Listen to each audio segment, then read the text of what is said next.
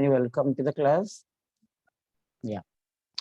In the last class, we have discussed that the beginning of British. So, French Battle of Plassey we have completed. After the Battle of Plassey, so 1757 to 1857. This is a 100 year we are going to discuss now. So up to last class we have completed the Battle of Plassey. What were the various factors for the Battle of Plassey which occurred in 1757? 1757 to 1857. We can take one phase that is called as a British rule in India. But in fact, the British is not the British government.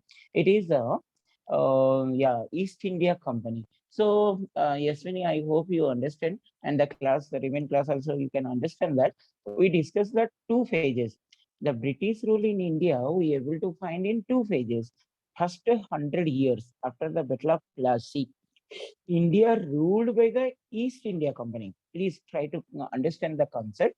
East India Company. That East India Company which came to India in 1600 under the leadership of Sir Thomas Roe to keep the trade relation. So that traders became the rulers in 56 and after that 1764. These are the two battles we have seen that one was the Battle of Plassey and Battle of Buxar. Last class we discussed about the importance of Battle of Plassey and Battle of Buxar, how these two Battle of Plassey and Buxar able to make the East India Company as the ruler of India. So they expand that Bihar, West Bengal, Odisha. This earlier 1757 only Bengal, Sirajuddaulah. 1764 Battle of Buxar, Bihar, West Bengal, Odisha, and ruler of that Delhi also little bit participated. So compared to this Battle of Plassey, if you see the Battle of Buxar is more important because in this Battle of Buxar, entire northeastern part of India, we can say, which was the administrative point of view or the political point of view, more important by that time. So that area now handed over under the control of East India Company. So this East India Company expanded India till 1857. They sent the governor generals, and these governor generals, one by one, they came, they adopted their own policies, and that policy helpful to expand the British rule, or we can say British Empire in India under East India Company. We should not forget about the East India Company. Then when that East India Company lost the power, yeah, it was 1857. In 1857, yes, Vinny, I hope you understand, we had one great mutiny, which was popularly called as the Sipai Mutiny, or we can say that was the first war of independence. For the Indian historians, that was popularly called as the first war of independence. But whereas in India, British historian, that no, nothing like that. It was simply few sepoys. Okay, in detail that we'll discuss 1857. So this period, 1756 or 57 to 1857, we are going to discuss the governor generals who came to India and expanded India under East India Company, and later on it was handed over to British Crown. Okay, so among those governor generals, the prominent, they had their own policy for expansion of British rule in India. Among them, one of the greatest ruler was none other than, or governor general was none other than Lord Cornwallis. Okay, Yasmin, I hope you can understand this. Lord Cornwallis. In fact, four governor generals we able to see, but let us see the one by one. First, if you see Lord Cornwallis. Lord Cornwallis came to India. He reached Calcutta in 1786. Please note down that. Okay, and he was came as a Governor General of India. He was belongs to a landlord family in England, so he had little bit knowledge about the land system. Okay, Clive and Warren Hastings began their career as a humble servants of East India Company, whereas Cornwallis did not begin his life like that. He was not a servant of the East India Company. He was selected by the British cabinet to come to India as a governor general. So the first credit we can give to Lord Cornwallis, right? So the company only gave him appointment letter. So he was more or less free from the company's control. Cornwallis belongs to the British Army once upon a time. As a army man, he had little bit knowledge and he worked in India, commander in chief, okay, of the British Indian Army. He had little bit knowledge before coming to India as a governor general. So, if you see the contribution of Cornwallis, class, we can understand he adopted some policies. Most important contribution of Lord Cornwallis towards Indian administration or expansion, we can say he implemented the land revenue system.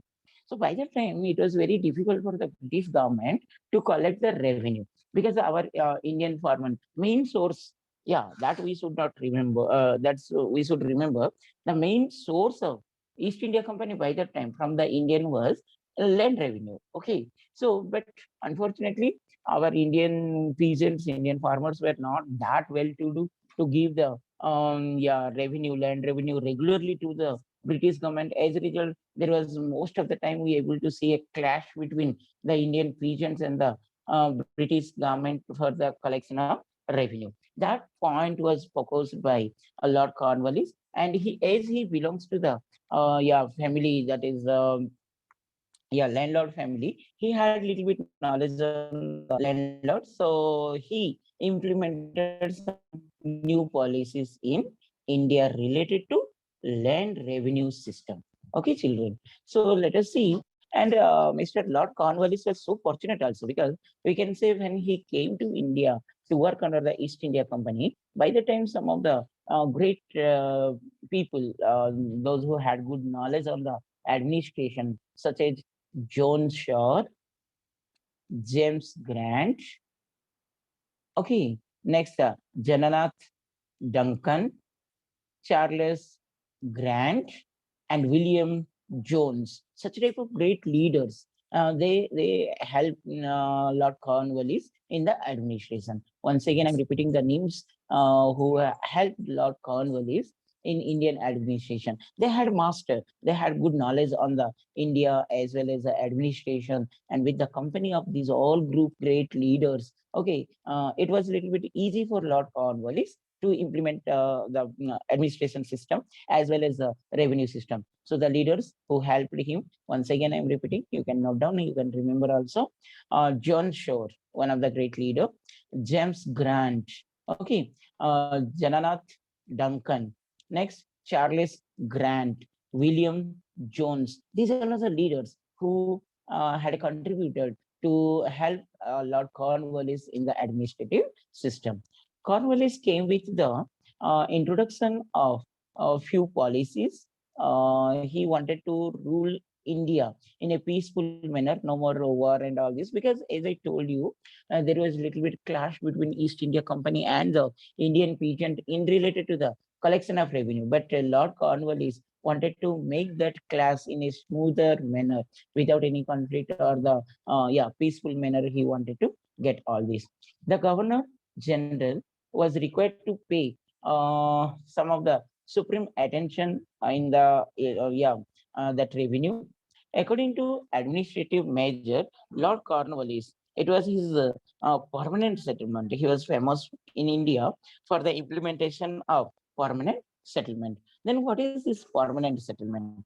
If you'll see the permanent settlement, as I told you, class, that Indian peasants unable to pay the tax. So initially, Lord Cornwallis introduced 1 year experiment in regarding taking the revenue. Okay, earlier he introduced a 1 year revenue system. Later on, that 1 year revenue system he converted into permanent revenue system. Under him, what he did, before going to Lord Cornwallis, let us recollect a few points regarding Clive. Clive, who was the founder of the British Empire, could not give a better administration in Bengal because he left a little bit earlier. The land revenue was completely collected from the peasants through the oppressive against the peasants.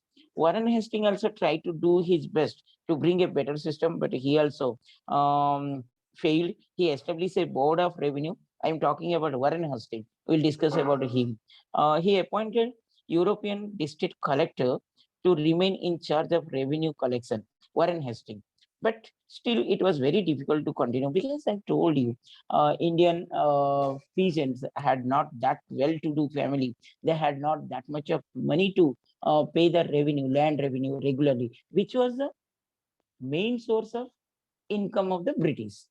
So contradictory was there. British government, I mean to say that East India Company depend upon the land revenue. And land revenue was collected from the Indian peasants. But unfortunately, Indian peasants had no such good economic condition that they can pay the land revenue regularly.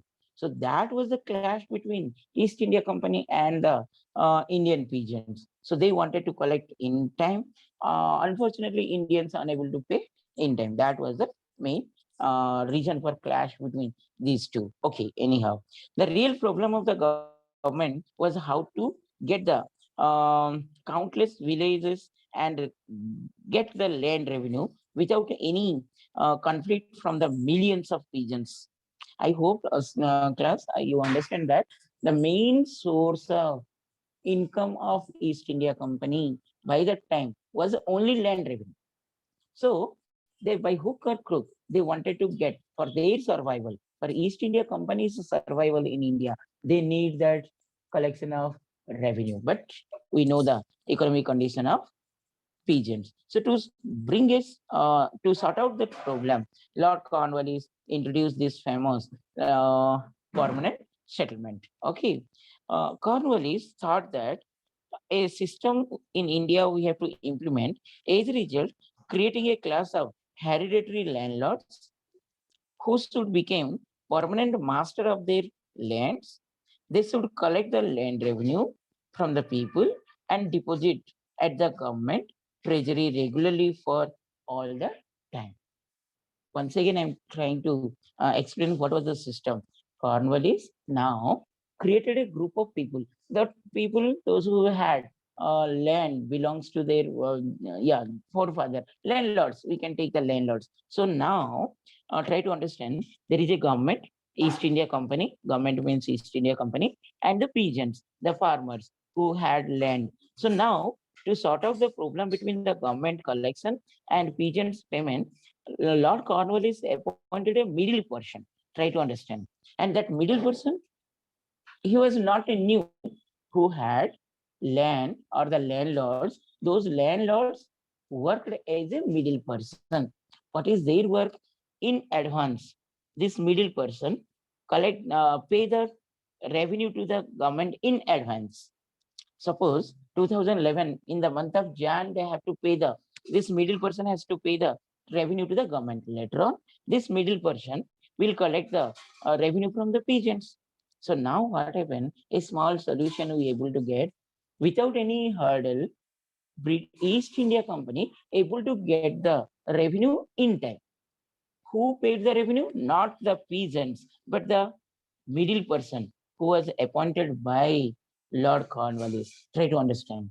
And that middle person now used to pay the tax in advance to the East India Company. So now East India Company solved its problem. How it solved the problem?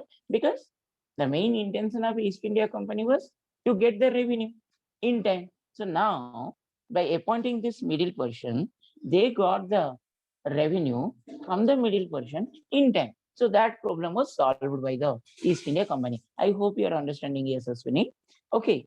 And next what happened? Next step was another than this middle person to whom the Lord Cornwallis appointed. This middle person collected the revenue from the peasants. That was his headache. Okay, whether the peasants are giving revenue to the middle person or not, and how much he is collecting, that all priority and advocacy and all the rights were given to this middle person. This is what a small solution created by Lord Cornwallis to get the revenue regularly from the peasants. But here some problems were there.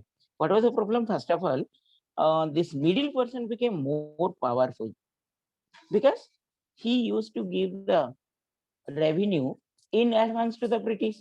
For example, yes, Ashwini, suppose this middle person is giving 1 rupee as a revenue to the East India Company in advance. Can we believe that exactly that 1 rupee will be collected from the peasant by the middle person? Definitely not. As he is paying 1 rupee, this middle person definitely will try to collect either 1.5 or 2 rupee or 3 rupee, because there is no control over the government on the middle person. So now this middle person became a little bit more rich, number one. Number two, what happened? As long as the peasant pay the land revenue to the middle person, peasant became the owner of the land. If the peasant or the farmer unable to pay the land revenue, then that land was annexed by this middle person. Under this system, what happened? The middle person became the real owner of the land compared to the real peasant. I hope you are understanding. Once again, I'm repeating. Very simple. This was popularly called as a permanent settlement. Land revenue collection system introduced by Lord Cornwallis under the permanent settlement. So, as we know, the conflict between the government and the peasant for collection the revenue. Our government was very particular to collect the revenue, whereas Indian peasants were very poor to pay the revenue. So to solve this problem, East India Company Governor General Lord Cornwallis appointed a middle person, and that middle person in advance used to pay the revenue to the government, and later on he used to collect. This system popularly called as a permanent settlement. So drawbacks we have seen also, children. I hope you understood what are the drawbacks. First of all, the real owner now, the ownership was transformed from the middle person to from the peasant to middle person. Now the middle person became the owners of the land. As long as the peasants pay the revenue, they were able to hold the land ownership. If they are unable to pay the land revenue, then middle person able to annex or forcefully he used to collect or take the land. That is one. Second one, this middle person became more rich, and this middle person only later on called as a three terms were given to them: Jamindars, Mahalwaris, and Royatwaris. Try to understand, children. This middle person who were appointed by the Lord Cornwallis, they were popularly called as the Jamindars. Jamindar system. Jamindar, large area given by a large group of people. They were called as the Jamindars or landlords. For your kind information, this Jamindar system was continued till 1947 when we implemented that Indian Constitution. Nehru and all these Nehru, this credit goes to Nehru ji. He was the mastermind behind removing of this land revenue Jamindar system to provide the equality among the people. So many other, along with the removal of the land revenue, this the Jamindar system, so many other steps also had been taken by Nehru during the constitution. Anyhow, Jamindar system, Mahalwari, small area with a small group of people. Royatwari, who were the Royatwari? A single family who were very loyal to the British government gave some area. Okay, you have this right to collect the land revenue, and so that single family were called as the Royatwari. This was the system introduced in India for collecting the revenue from the peasants by Lord Cornwallis. But if you'll see some of the problems and all these, by the time the Governor General was helped by able administrator John Shore, he justified the need of permanent class of the landlords or the jamindars for security of the government with respect to its revenue and security of the protection of the subject. As in Bengal, we know that jamindars, the jamindar family who enjoyed the hereditary right on the lands for a long time, they were given the chance of collecting revenue. So Sir John Shore had a great contribution for implementing and helping for such type of land revenue system. At last, Cornwallis issued the proclamation 1793. Please note down that 1793, introducing the permanent settlement. The proclamation run as, what is that proclamation? The Marquis Cornwallis, Knight of the Most of the Noble Order, the Governor General in Council now notifies to all the Jamindars, independent talukdars, and other proprietors of the land, province in Bengal, Bihar, and Odisha have to be empowered by the Honorable Court of the Director of the East India Company to provide the Zumana, that was called as the tax, okay, to assess upon their lands a fixed forever. So this is a declaration in proclamation, we can say, in 1793 made by Lord Cornwallis. Simple.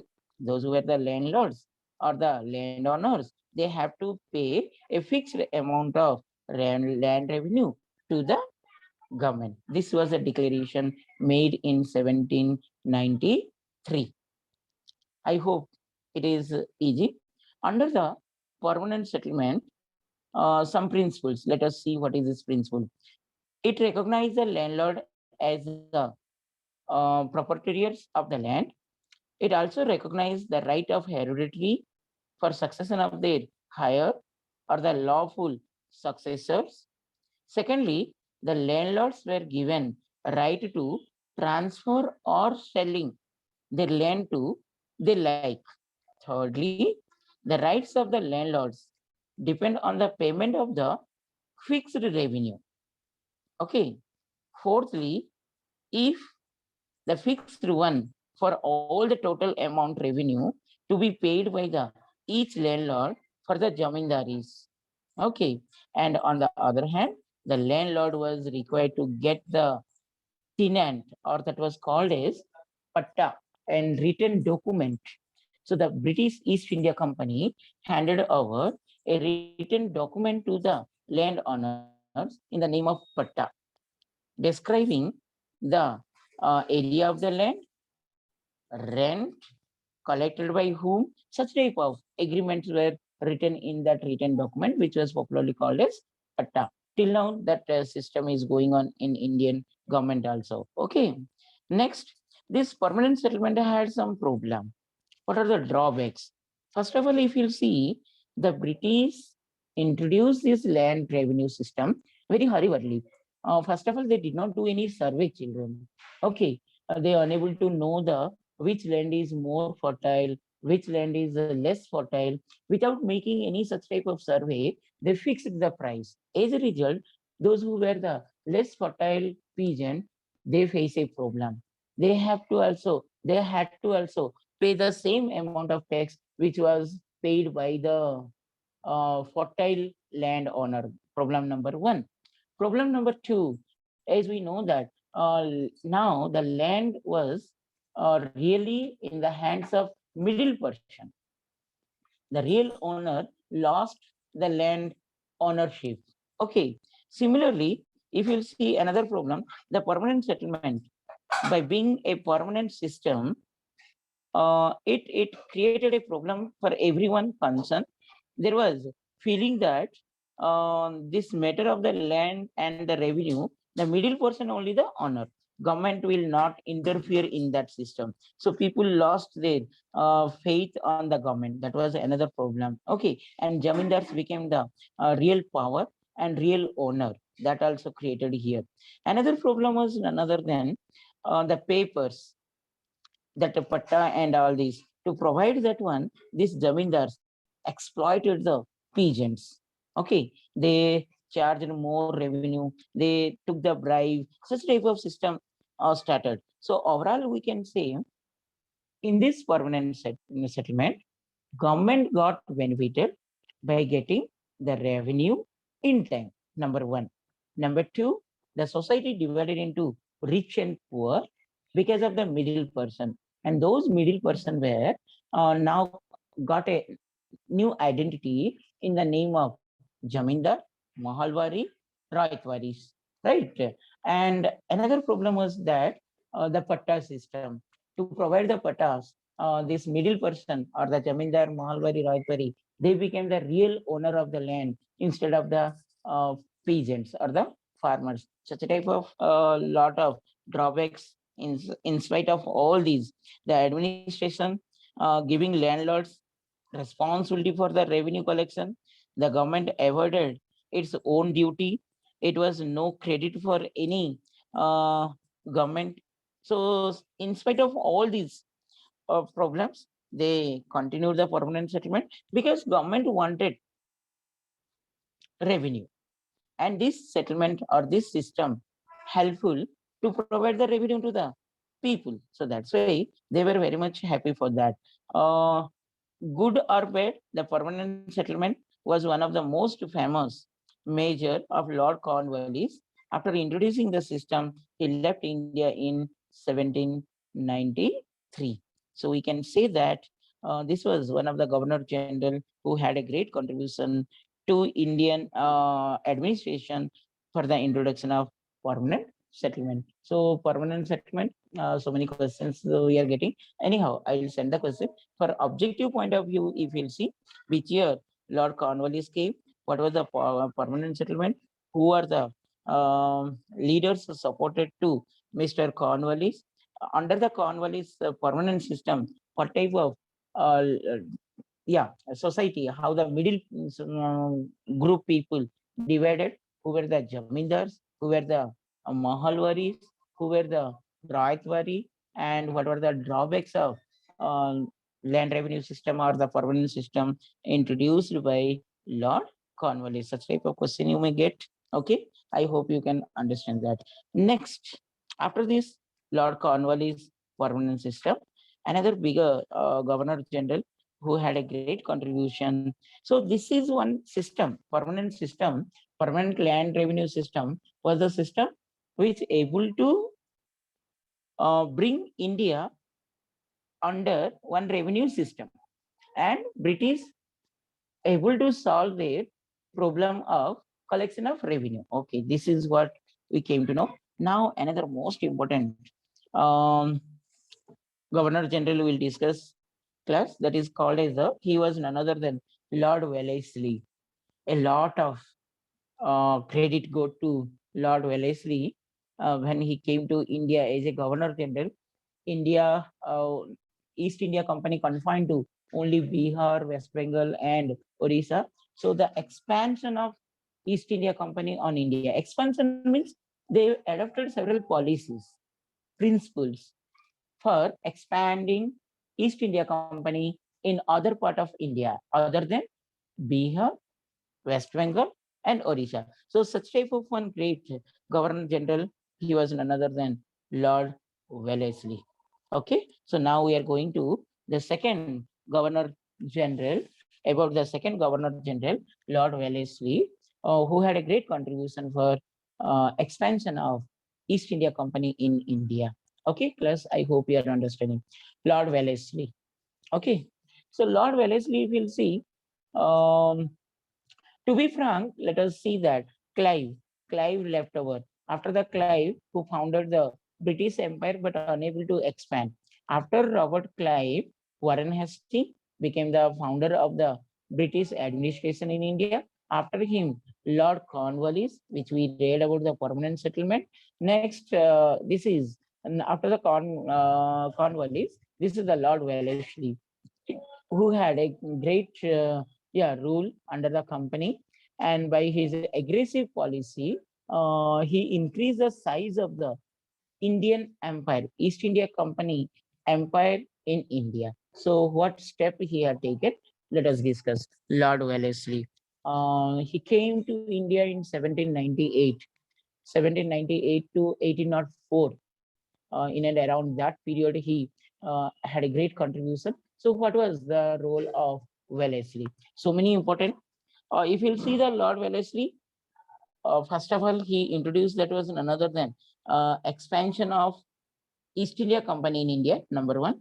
Number two, he had conflict with the local leaders. By that time, Tipu Sultan was there. So Tipu Sultan, that is a Mysore war, and then he fought with the Marathas. Okay, Maratha war. Then he expanded to up to Godavari, that is Orissa by that time. And what are the steps? That all we are going to discuss. But before that, the most famous step taken by Lord Wellesley was none other than subsidiary alliance.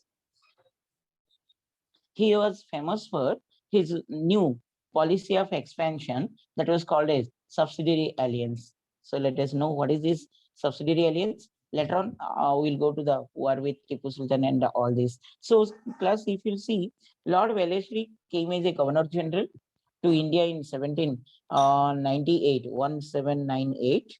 Okay, 40 years had passed since Clive founded the British Empire.